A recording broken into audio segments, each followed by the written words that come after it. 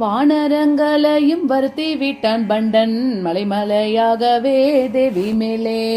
விஜய அம்பாள் தன்னிடக்கை நடுவிரலை மின்னல் மின்னினார் போலுதறினாலே. பலபத்திரரும் வந்தார் கைலாச மலை போல பெரிய உலக்கை கலப்பை கொண்டு. உலக்கை கலப்பையில் குரங்குகளை கொன்ற உக்கிர பாலருக்கு சோபனம் சோபனம். சிசுபாலன் கம்சன் சகடன் பூதன் தன்னை துஷ்டன் பண்டாசூரன் அனுப்பி வைத்தான். விஸ்வேஸ்வரியும் இடக்கை பவித்திர விரலை அசைத்தால் அதிலிருந்து சங்கர்ஷனன் பிரத்யும்னன் அனிருத்தனாகவே சுவாமி வந்தவர்களை சம்ஹரித்தார். சங்கர்ஷனன் ஸ்ரீகிருஷ்ணன் அனிருத்தன் பிரத்யும்னன் சுவாமி 4 பேருக்கும் சோபனம் சோபனம். கலியுகாஸ்திரத்திலே கக்கும் மீலேஷரை கண்டகன் பண்டன் அனுப்பி வைத்தான். கல்யாணியும் இடக்கை சுண்டு விரலை காட்டி அசைத்தால் அதிலிருந்து அட்டகாசத்துடன் கல்கி அவதாரமாய் அச்சுதரும் வந்தார் அந்த க்ஷணம்.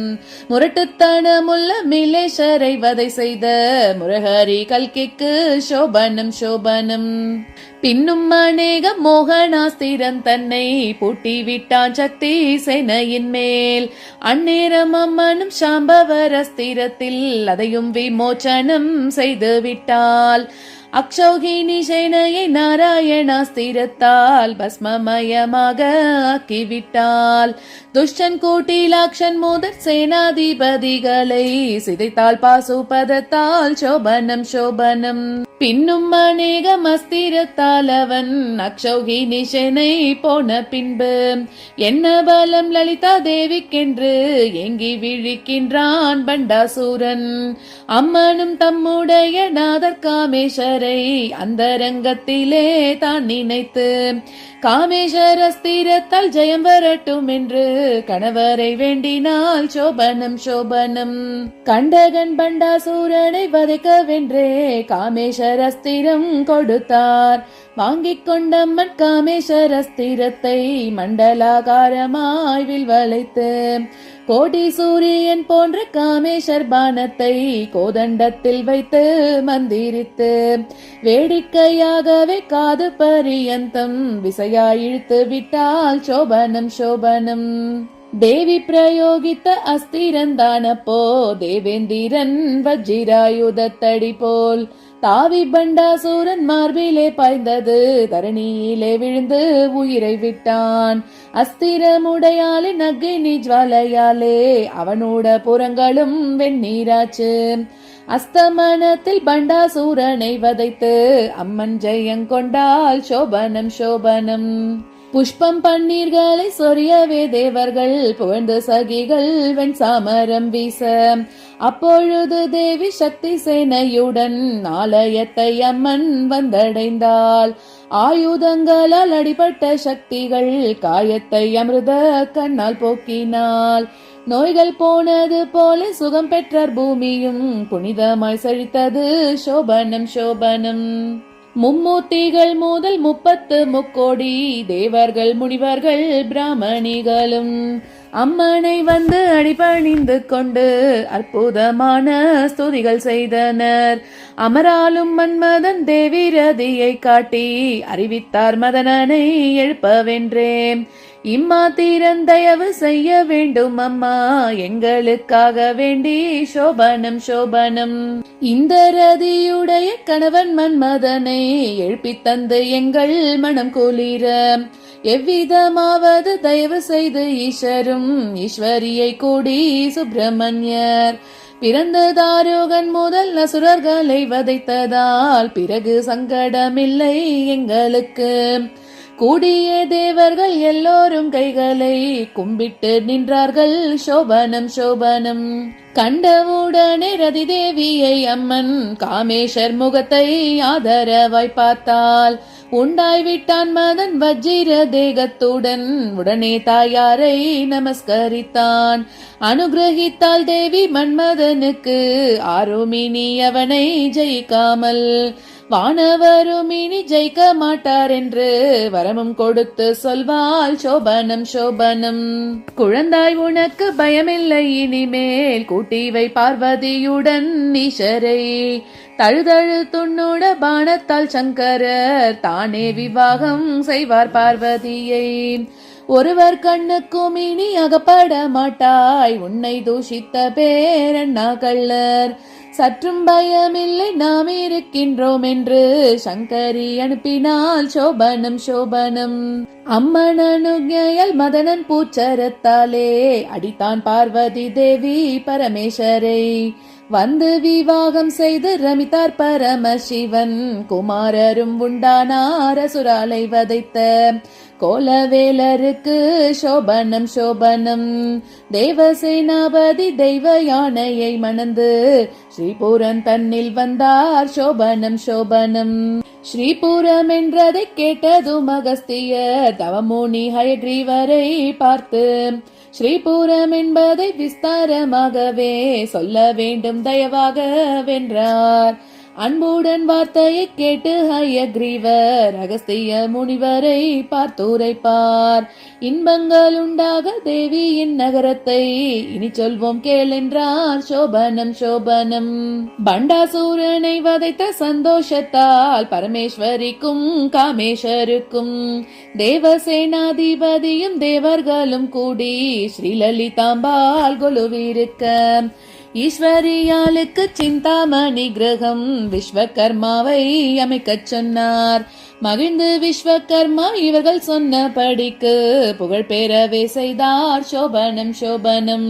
தரணியில் 9 சமுதிரத்தில் 7 தேவிக்கு 16 ஸ்ரீபுரங்கள். மேருகிரியில் ஒரு ஸ்ரீபுரம் உண்டதை முன்னாலே உமக்கு நான் சொல்லுகிறேன். மூவராலும் ஆதிசேஷராலும் சொல்லி முடியாது அம்மன் புறமகியை.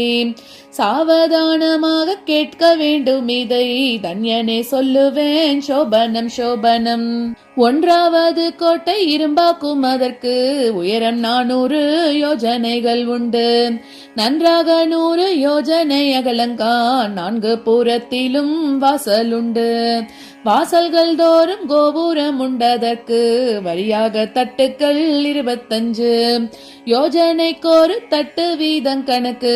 உச்சி மகுடம் 3 சோபனம் சோபனம். இந்த வாசல் போல 4 வாசலுக்கும் இது போலே கோபுர தட்டும் உண்டு. இந்த கோட்டை வாசல் கதவு கோபுரம் முதல் எல்லாம் இரும்பு பணி இதை போல. எந்த கோட்டைகளினி சொல்ல போகின்றோமோ அந்த கோட்டை இது போல அகஸ்தியாம். இந்த கோட்டை கழிந்த புறமுள்ளது 7 யோஜனையுண்டு சோபனம் சோபனம். 7 யோஜனையுள்ள நடு இடைவெளி தன்னில் எல்லா மரங்களும் நிறைந்திருக்கும். தோழர்களே 7 யோஜனையின் விஸ்தாரம் சொல்ல போகிறோம். கோட்டை இடை நடுவில் காளியும் காலரும் சக்தியுடனே கால சக்கராசனத்தில் இருந்து லலிதையுடைய நாமம் ஜபித்து 1ஆம் கோட்டை ரட்சிக்கிறாள் என்றும் சோபனம் சோபனம். வெண்கல கோட்டையில் வசந்த ருது காவல், வேலியும் கற்பக விருட்சமாகும். தங்கச்செம்பு கோட்டையில் வேலி ஹரி சந்தனம், சுஷியான கிரீஷ்ம ருது காவல். ஈயக்கோட்டையின் வேலி சந்தன விருட்சங்கள் எங்கும் சுற்றி காவல் வருஷ ருது. முன்னாள் இரும்பு கோட்டையின் வேலி மந்தாரை, வெளுத்த சரத்ருது காவல் சோபனம் சோபனம். பஞ்சலோக கோட்டைக்கு பாரிஜாதம் வேலி, ஹேமந்த ருது காவல் காத தூரம். பஞ்சப்பொன் கோட்டைக்கும் மந்திரினி முதலான சக்திகள் கிரகம் சிசிர ருது காவல். பிக்ஷுரகத்து சித்தர்களும் முத்தி பெண்டுங்களும் கூடி இருக்கின்றார்கள்.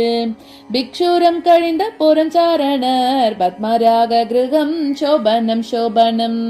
அழகிய கந்தர்வல் வைர கிரகம் தன்னில் அதற்கு பின் யோகிகள் வஜ்ர கிரகம் புதுநாக ரத்னமும் வைடூரியத்தாலும் பின்னிந்திர கல்லாலும் உள்ள கிரகம் முத்துக்கள் சூழும் மரகதத்தால் கிரகம் மின்போல் வராகிக்கும் 4 கிரகம் சுத்தமான கிரகம் பிரம்மாவினுடையது செம்பவழத்தாலே சோபனம் சோபனம் மாணிக்க மண்டபத்தில் விஷ்ணுவும் இருக்கின்றார் மண்டபத்தின் இடையில் சிவலோகம் பிரம்மதேவருடைய சத்தியலோகமும் பிரபலமான விஷ்ணுவின் உலகம் மாயக்கோட்டை ஆனந்தம் வர்ணமுள்ள கோட்டை அதற்கிடையில் சூரியனின் விமானம் பகவான் மாத்தாண்டர் பைரவர் இருப்பு பக்தரே கேளினும் சோபனம் சோபனம் சந்திர பிம்பத்தில் சிங்காரமாகவே சரியாக 25 கோட்டையும் சுந்தரமான கோபுரங்களும் 100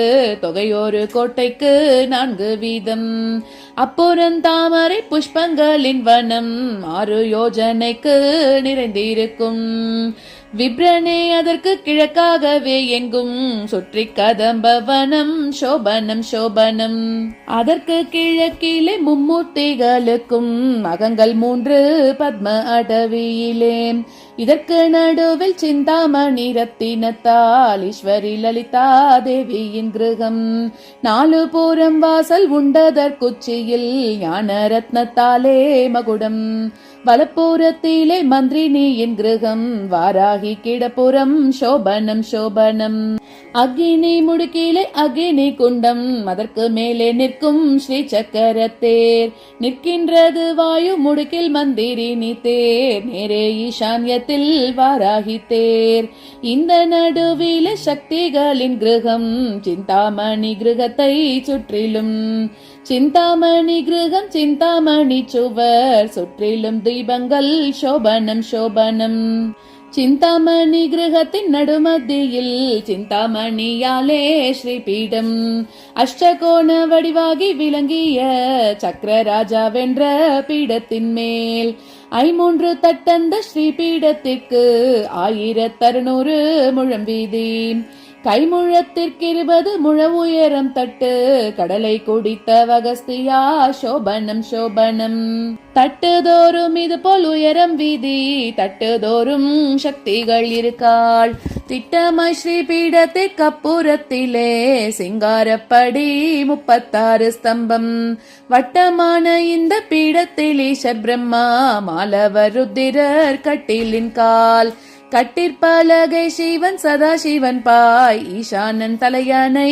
சோபனம் சோபனம் மஞ்சத்தின் மேல் ஹம்ச தூளி காமெத்தையும் வட்ட 2 புறம் தலையணையும் மஞ்சத்தின் மேலே கிழக்கை பார்த்திருக்கின்றார் மன்மத கோடி போல் காமேஸ்வரும் நாதர் காமேஸ்வர் மடிமேல் கிழக்கை பார்த்து தாய் லலிதா தேவியும் இருக்காள் பாலா லலிதா தேவிக்கு நித்தியம் 16 வயதென்றும் சோபனம் சோபனம் இடது தோடை மேல் சுவாமி வைத்துக் கொண்ட மனை வலது கன்னத்தை முத்தமிட்டுக் கொண்டு விடைமேல் அழகாரும் வளமுடன் தேவிக்கு விபூதியிட்டு திருஷ்டி கழித்து அஞ்சாதீரேன பக்தர் கபய பிரதானம் செய்து அம்பிகையுடன் தாம்பூலம் தரித்து இந்த படி ஈசன் சிந்தாமணி கிரகத்தில் இருந்தா தேவியுடன் சோபனம் சோபனம் தேவிக்கு உயர 40 முழத்திற்கு மேல் தேசத்தில் ஒப்பில்லா மேல் கட்டிலில்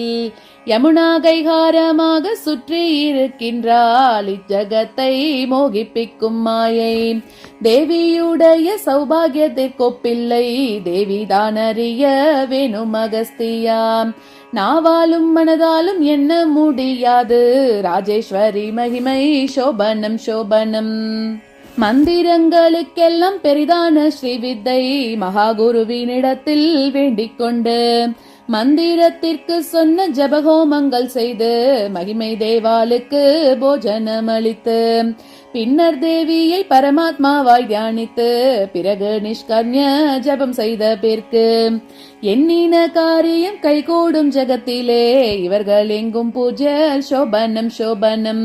அசுத்தத்துடன் சோபனத்தை சொன்ன பேர்க்கும் அசங்கித்த பேர்க்கும் பிணிகள் உண்டு.